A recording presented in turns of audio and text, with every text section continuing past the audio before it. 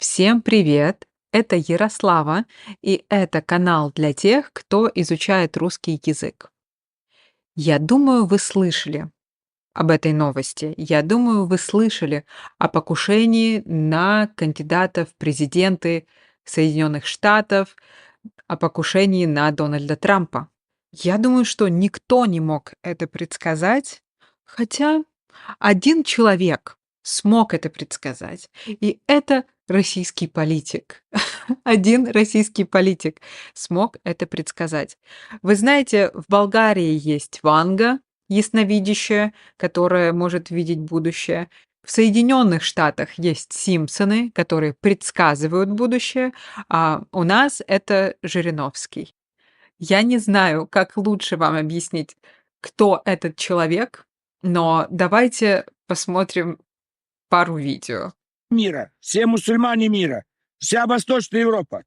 Москва против тебя. Москва не хочет этой войны. И тебе наш президент это ясно по-русски сказал.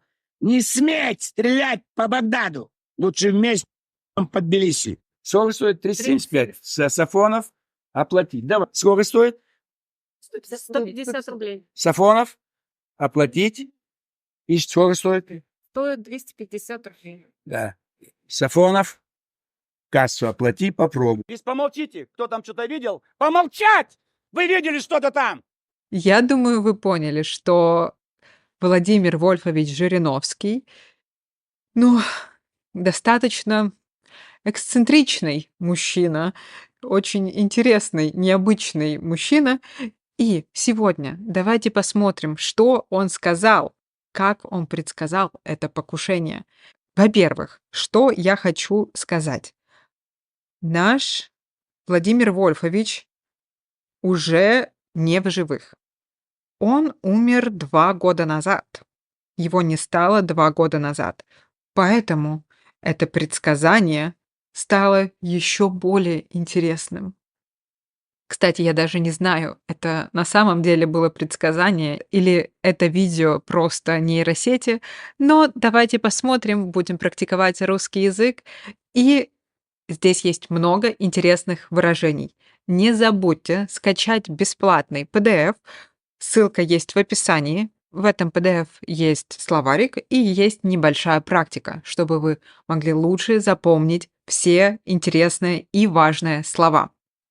Ну что, давайте начнем читать. Жириновский предсказал покушение на Трампа. Вспоминаем это и другие пророчества политика. Итак, ну, во-первых, это Владимир Вольфович Жириновский. Вы его, я думаю, не забудете. Предсказал. Смотрите, вот само слово «предсказать» здесь вы видите, что корень «сказ» — сказать, рассказать, сказать. Пред — это значит перед каким-то событием, то есть раньше. Предсказать — это значит сказать до того, как это случилось. Например, вот он предсказал покушение. Как волшебник, как маг. Итак, покушение. Ну, покушение — это попытка убийства. Вспоминаем это и другие пророчества политика. Пророчества — это эти предсказания. Пророчество, предсказания. Итак, найдено предсказание Жириновского о покушении на Дональда Трампа в США.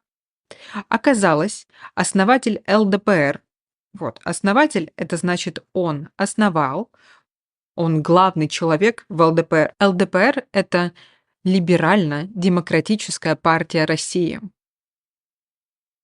Первая партия, некоммунистическая партия в современной России. И, ну, он, конечно, был очень эксцентричный персонаж, ну, я думаю, вы уже поняли.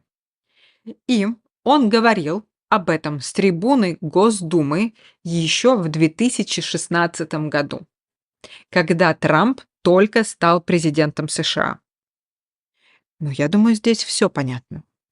Российский политик предположил, вот смотрите, слово «предсказал», то есть он сказал до того, как это было, предсказал, а предположил значит, он, ну, подумал, предположил.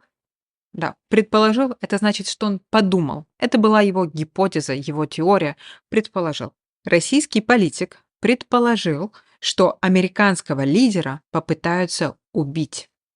Да, попытаться, попытка, то есть попробовать будет, попытка будет такой вариант.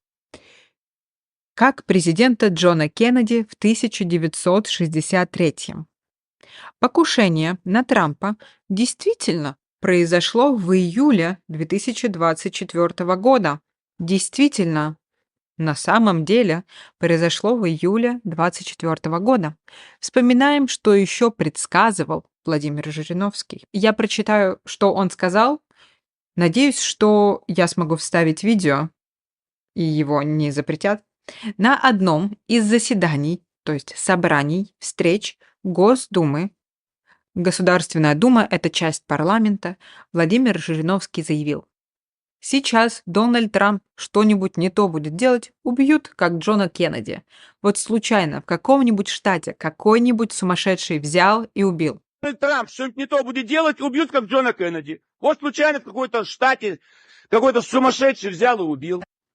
Случайно, рандомно, без плана, случайно, в каком-нибудь, какой-нибудь, в каком-нибудь штате, какой-нибудь сумасшедший. Вот эта часть, во-первых, очень полезная, часть «нибудь». Например, кто-нибудь, куда-нибудь, все вопросы, которые вы знаете, слова вопросы. Где-нибудь, у нас было? Нет. Где-нибудь, когда-нибудь и так далее. И этот суффикс, эта часть «нибудь» обозначает «неважно», неважно где. И Жириновский говорит: в каком-нибудь штате, неважно в каком штате, какой-нибудь сумасшедший, неважно кто, неважно какой сумасшедший.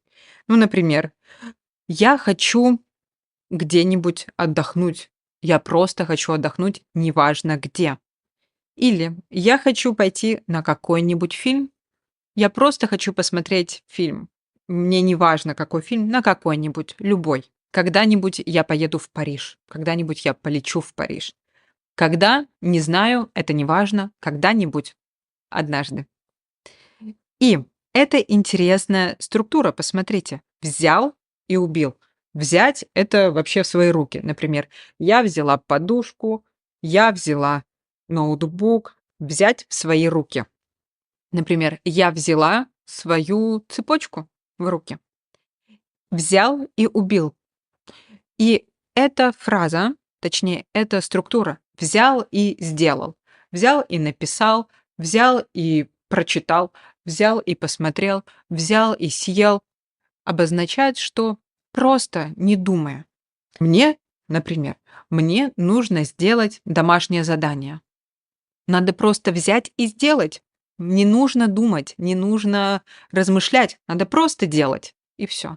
Или я не хочу идти на тренировку, я не хочу заниматься сегодня, но надо просто взять и пойти на тренировку. Надо просто взять, обуться, надеть кроссовки и пойти в парк бегать.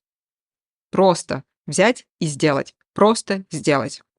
Вот это очень интересная фраза, очень интересная структура. И вот здесь какой-нибудь случайный сумасшедший взял и убил. Просто убил. Без размышлений. Просто так. Другие сбывшиеся предсказания. Ну, например, Жириновский предсказывал начало СВО, ну, специальная военная операция, или, как мы говорим, война. В декабре 2021 года Жириновский предсказал некое событие, какое-то событие, какое-то событие 22 февраля 2022 года, ошибившись всего на 2 дня. Ошибся только на 2 дня. Конфликт на Ближнем Востоке. В 2019 году политик предвидел, смотрите, предсказал и предвидел. Одно и то же, синонимы. Предвидел обострение ситуации в регионе, то есть она стала более острой. что произошло спустя несколько лет. Причем под эти предсказания попали сразу 3 значимых, важных, ключевых события. Арабо-израильский конфликт, который вновь разгорелся 7 октября 2023, события в Йемене в начале 2024 года и удар Израиля по посольству Ирана в апреле того же года. И выборы президента РФ, Российской Федерации, в 2024 году. За 4 года до выборов Жириновский предсказал, что Владимир Путин объявит о своем участии в них в конце 2023 года. Ну, я думаю, вы понимаете мой скептицизм. Я думаю, вы видите мой скептицизм, что как можно было не предсказать, что Владимир Путин объявит о своем участии в выборах? Никак. Только не знаю кто. Только человек, который не слышал про эту ситуацию в этом арабском регионе, не мог предположить, мы говорили это слово, предположить, что будет там война. Ну и про СВО тоже. Я думаю, очень многие люди могли это предположить, могли предсказать, что это будет. Но есть и несбывшиеся прогнозы. Далеко не все громкие предсказания Жириновского сбылись. Далеко не все. Значит, вообще не все. Вообще. Громкие предсказания Жириновского сбылись. Сбылись, то есть стали правдой. Сбыться — стать правдой. Реальностью, правдой. Ну, например, диснеевские принцессы хотят, чтобы их мечта сбылась. Например, что может сбыться? Например, могут сбыться мечты. Если мечтать, ваша мечта может сбыться, а может быть нет. Итак, по крайней мере, пока. То есть, по крайней мере, мы думаем сейчас. Например, его прогноз. Прогноз — это то, что ты думаешь. То есть его предсказание, прогноз. Какой еще может быть прогноз? Прогноз погоды. Синоптики говорят прогноз погоды. Ну и прогноз — это как будет развиваться эта ситуация. Например, его прогноз о бегстве армянского премьера Никола Пашиняна не оправдался. Не стал правдой. Оправдаться — стать правдой. Здесь это часть правда. Хотя протесты в стране действительно были. Слово «действительно» у нас уже было. Покушение на Трампа действительно, на самом деле, произошло в июле 24-го. А здесь говорят, что протесты в стране действительно были. Жириновский также предсказывал, распад США по сценарию СССР, объединение русского мира в границах СССР к 2025 году. Ну, и еще есть 1 год, но почему-то я думаю, что ни 1 пункт, ни 2 пункт не исполнятся, не сбудутся. Конечно, есть еще 1 год до 2025 года. Но я думаю, что ни 1 пункт, ни 2 пункт не сбудутся. Как мы говорили, что предсказания Жириновского не все сбылись, и эти предсказания, я думаю, не сбудутся. Время покажет. То есть мы увидим, время покажет, сбудутся ли эти прогнозы. Вот смотрите, кстати, это часть Ли. Мы уже говорили несколько раз о ней, но я скажу еще раз. Часть Ли можно заменить на или нет. Например, время покажет, сбудутся или нет эти прогнозы. Сбудутся ли эти прогнозы? Или я не знаю, хочу ли я мороженое. Я не знаю, хочу или нет я сейчас мороженое. Хочу я сейчас мороженое или нет? Часто эта часть уходит в конец. Время покажет, сбудутся эти прогнозы или нет. Однако уже сейчас очевидно, как слово «очевидец», которое мы видим каждый раз, очевидно, мы видим это своими глазами, что многие предсказания Владимира Жириновского оказались удивительно точными. Удивительно точные. Некоторые объясняют это огромным количеством прогнозов, которые политик за свою жизнь сделал. Другие считают, что все дело в необыкновенной проницательности и даже в даре провидения. Проницательность вообще это качество человека. Проницательность — умение видеть суть вещей, умение видеть человека, что на самом деле думает человек или какой человек на самом деле. Или, да, видеть вещи такими, какие они есть. Это проницательность.